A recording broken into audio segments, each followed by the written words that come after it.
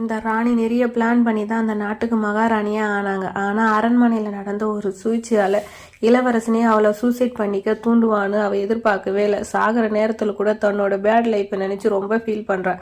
சரி, இதோட எல்லாம் முடிஞ்சுதுன்னு நினச்சி அங்கே தான் ஒரு 2 ஸ்டெப் ஆகி மெமரியோட அப்படியே 18 வயசுக்கு, அதாவது அவள் அரண்மனைக்குள் நேரத்துக்கு முன்னாடி இருந்த காலத்துக்கே ரீபான் ஆகி வந்துடுறா. கண் முழிச்சு பார்த்தா அங்கே ஒரு கை தெரியுது. யாரோ நம்மக்கிட்ட தப்பாக நடந்துக்க பார்க்குறாங்கன்னு நினச்சி பலான்னு ஒரு அற விடுறா. அங்கே இருக்கிறவங்க 2 பேருமே ஷாக் ஆகி பார்க்குறாங்க. அப்போ அங்கே இருக்கிற அவனோட சைல்ட்ஹுட் ஃப்ரெண்டு இவளோட பதட்டத்தை பார்த்து அங்கே இருந்த ஒருத்தனை பிடிச்சி படுக்கையிலிருந்து வெளியே தள்ளுறான். உடனே அந்த ஆளோட கைத்தில் கத்தியை வச்சு மிரட்டுறான். ஆனால் அந்த ஆளோ நான் என்ன பண்ண முடியும், நம்ம 2 பேருமே ஜின்ஸ் தானேன்னு பொறுப்பே இல்லாமல் பேசுகிறான். இதை கேட்டதும் தான் நம்ம ஹீரோனி பதறி போய் கண்ணாடி முன்னாடி போய் பார்க்குறா. அப்போ தான் இது அவளோட 18 வயசு நடந்த சம்பவம்னு அவளுக்கு புரியுது. அவளுக்கு 18 வயசு தானு கன்ஃபார்ம் பண்ணிட்டு வேகமாக வீட்டுக்கு வர்ற அந்த பையன் ரூமை பார்த்ததுக்கு அப்புறம் தான் அவளுக்கு நம்பிக்கையே வருது, நம்ம நிஜமாவே ரீபன் ஆகி வந்துட்டோம்னு. ஒரு சாதாரண மனுஷியாவே வாழ்ந்துட்டு போயிடலாம், நம்மளுக்கு இந்த மகாராணி பதவியெல்லாம் வேணான்னு முடிவு பண்ணுறா. ஆனால் அங்கே இருந்த ஒரு பொருளை பார்த்ததுக்கு அப்புறம் தான் அவளுடைய கசப்பான நினைவுகள் எல்லாம் வரிசையாக வருது.